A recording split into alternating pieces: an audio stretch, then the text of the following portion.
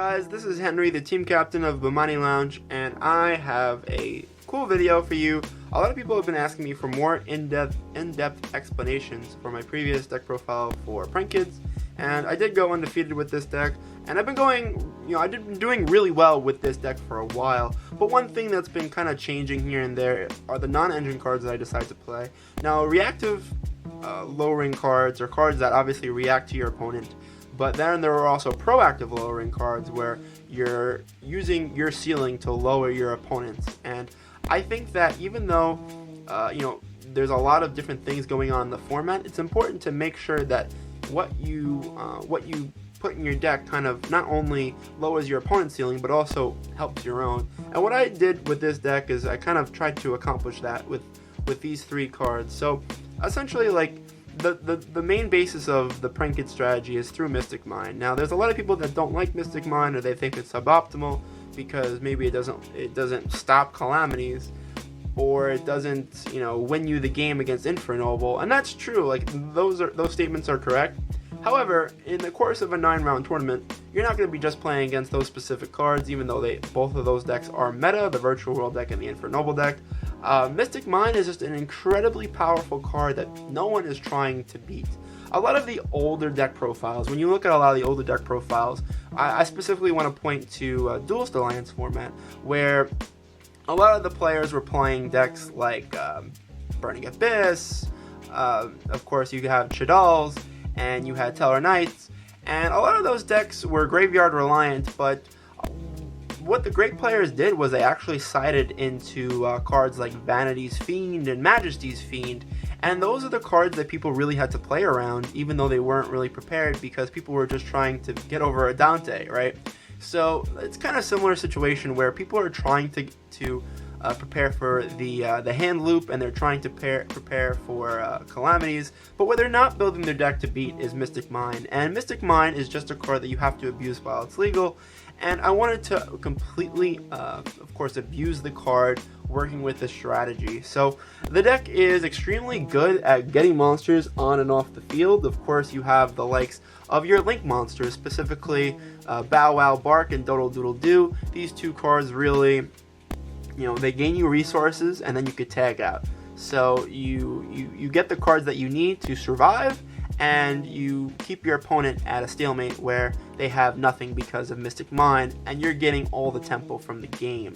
And then you really capitalize with cards in the deck like Prank Kids Pranks. This card allows you to shuffle back cards and draw at the end of every turn. That could give you a +2 or 3, accumulated over a couple turns, and it just, wins you the grind game. So this deck really does play well with Mystic Mine. I compare it to very powerful cards like Dimension Shifter in Thunder Dragons. This deck really has synergizes with this card, so it's really necessary to play it, in my opinion. And I really wanted another card that worked under Mystic Mine. So you see, in Prank Kids, when you're activating Mine, even though it does seem simple to just activate Mine and pass, right? It actually is very skillful when you're playing a combo-based deck, because you need to prepare that your opponent has the out. So in order to do that, that's why we need cards like Book of Eclipse. So Book of Eclipse was the best card in my case tournament win. It was actually probably the card that let me survive the most. I think that the only other card that fulfills that role is Prank Kids Pandemonium. So Pandemonium is the other card that really lets you survive. If your opponent does break the mine, then you can activate Pandemonium to flood the field with monsters, summon a Weather Washer, summon 2 monsters that can't be destroyed by battle. And if my opponent can't deal with that, then a lot of times I'll either capitalize with a card like Access Code Talker, or I'll capitalize with another copy of Mystic Mine. So I wanted a card that would set them back a turn, right? So with Book of Eclipse, what's really cool about Book of Eclipse is that it will bait negates going second, and also it will bait out like problematic cards, right? So like if they have Dryden, you could just put Dryden face down. I put 2 Drydens face down, 2 Zeuses, 1 number 75 against Virtual World, and there was another turn where Virtual World was trying to banish a bunch of cards for Chuke, and the only way they can get a second card banished for Chuke is to get Nyan on the field and then synchro it away to banish it. And because the Chuke was the only out to the mine. So he built a board and he was about to banish a card, but I Book of Eclipsed all of his monsters face down, and the Nyan was no longer a tuner, and it would no longer banish when it leaves the field because it gets reset. And I also drove my opponent this turn, which is really where this card comes in the best, because Droll and Lockbird, it's good in the format, but it's really good in this specific scenario where you have these set of cards all at 3 in your deck, because if you stop your opponent from drawing, then they can't draw off Eclipse, and Eclipse just becomes a free card. So this was a huge interaction for me in my playtesting, and it's one of the reasons why this was so successful for me. So if you're playing Prank Kids, I would really urge you to play 3 of all of these. I think this is really the cornerstone of the deck, right? So this was huge for me. So anyway, guys, now that I have kind of showed you the reasons why I played these specific cards, obviously this is an engine card, but these really were the non-engine cards. And then I just wanted one more card to be okay, which was Ash. But these were the 3 non-engine cards, and I want to talk about the side deck a little bit. So what I sided in this particular tournament was, because a lot of Virtual World going around, so I sided 3 Nibiru, 3 Lancia, 2 Ghost Ogre. I think Ghost Ogre is a really good side deck choice right now. It's really good against combo, really good against mid-range decks. I would have mained it, but if it weren't for Droll being so good in my main deck, I wanted to side it. So Lancia good against Virtual World. A lot of Phantom Knights at my locals, so it's kind of like an auto win there. And then Nibiru, of course, I couldn't main it because it kind of conflicts with mine in a way. But if I knew my opponent would lose to a single Nibiru, then of course it would be a no-brainer to just side that in. And then for back row removal, I decided to go with Evenly Matched. Now, Evenly Matched was so good for me in undermine situations. Same thing, yet again, multiple times you would have a Mystic Mine face up, and your opponent would be struggling to set cards to try to avoid the hand limit. And mid-game, you would just draw Evenly, set it, and then the next battle phase, if they don't out your mind by then, you just activate Evenly, you wipe their back row, which is really cool. So Evenly was a good interaction as well with mine, and then Harpy's Feather Duster is the Saki one of, and then the Floodgate, Dimensional Barrier. Dimensional Barrier is just really good because it's a reactive card. So like if your opponent does have the Saki Harpy's Feather Duster where your mine leaves, your Pandemonium's gonna leave, you can at least stop them, whether they're playing Zoo, Call Xyz, or Call Synchro against Virtual World, or Call Fusion against Invoked. It's a very powerful tool. So Dimensional Barrier won me a few games.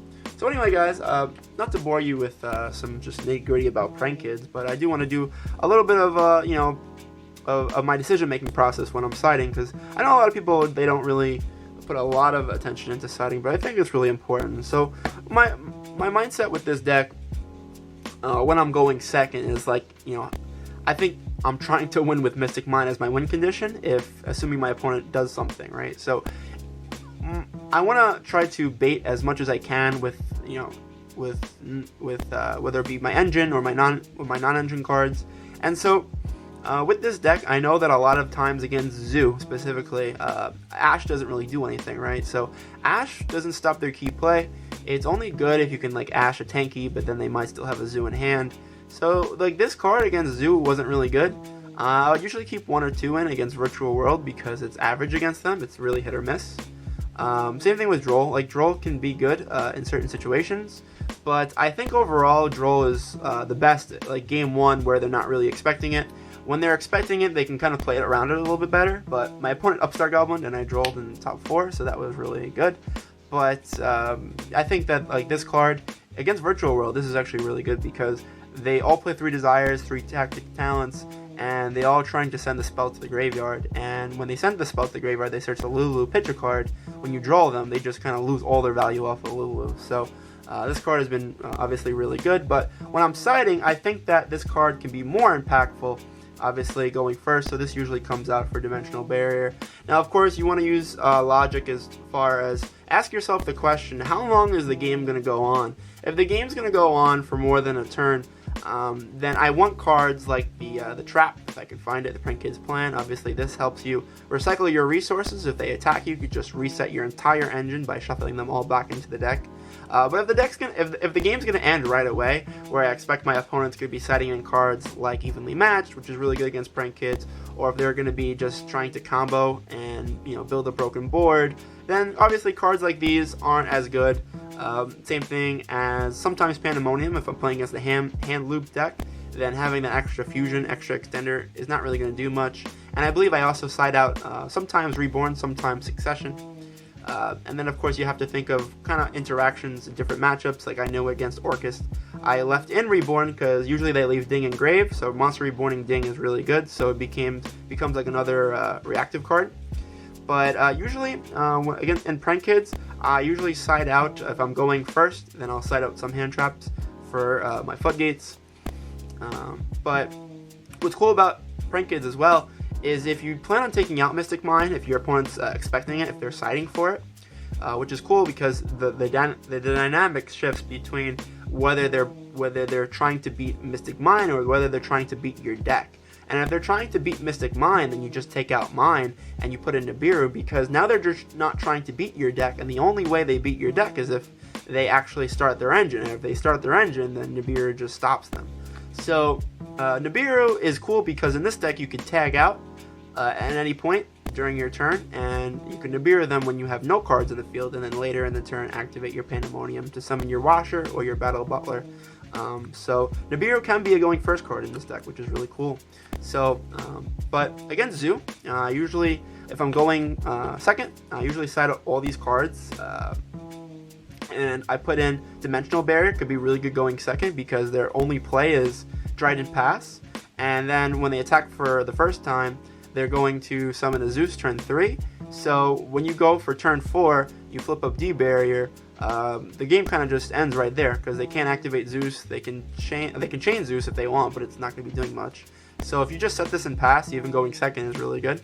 And then against Virtual World, sometimes if I see them playing a lot of traps like Skill Drain and Strike and things like that, then Evenly Match comes in because you're getting rid of many cards. And what's cool about against Virtual World is even though they summon Calamities, you can't play the game. You play so many Prank Kids, like you could just set a Prank Kid and pass. And like if they don't kill you, which is a lot of the time, because a lot of the time they just go VFD pass.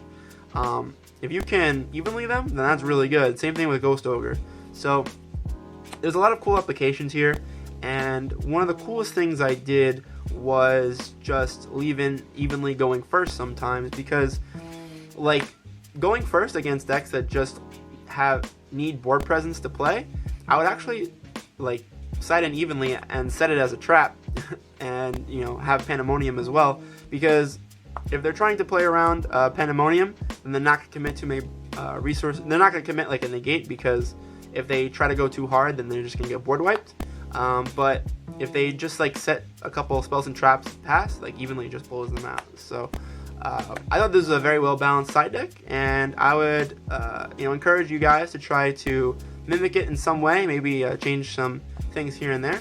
But yeah, just like some in-depth explanation as far as what I wanted to talk about for the deck choices. And as far as my technical play, recently I've actually been just playing very conservatively. Like a lot of times with this deck, you don't want to get Nibiru'd, obviously. So if you open if you open Polymerization plus 2 non-drop C's Prank Kids, then you can just like summon Toad as your 4th summon and just play freely. But if that's not the case and you just open a normal summon, a lot of times I'll just actually like link it away and, you know, play around. A lot of people know this play, but just to reiterate, you go into the Meow Meow and you're gonna use Fancy's effect, and you're going to foolish one of the key pieces to special the other one. So if you want, you could send the burn one and special the this one, and then you link these off for Doodle Doodle Doo. So you summon Do, and you know, you go chain link 1, Do, chain link 2, whichever Prank Kid you have, and this one can do a couple things. So you can just special out the one, whether maybe you didn't start with Fansies, which you would summon Fansies second, but here you can just go back to Fansies, and then this could search your Pandemonium. Now, obviously, if you have this would be your 5th summon, so this is risky. But if you have any other Prank Kid, if you have a Poly already, or if you have a Pandemonium already, you can search place to get you to that prank kit. You don't have to special summon, so that's really cool. Or if you have the prank kit already, then you can just not special off of this and search the Pandemonium, and then tag out, and then get whichever 2 you don't have. And really the name of the game is to secure Butler, right? So as long as you're securing Butler, then that's fine. And if you have like a lot of non-engine cards, whether you have Book of Eclipse or whether you have Joel and Lockbird, cards that just kind of cover turns, then you don't even need to have all 3 for Butler. You can just play into Washer and then tag out Washer to summon your 2 guys from grave. And then usually if you have like one of those blowout cards, like, it doesn't really matter. So anyway guys, that's just really how I've been playing the deck lately. So if any prank kick players out there want to kind of challenge any of my theories that I've just kind of told you guys about, please feel free to comment in the section below. But as for now, this has been my pro player profile for my premier prank kid strategy. So this is Henry, the team captain, signing off. Bye guys.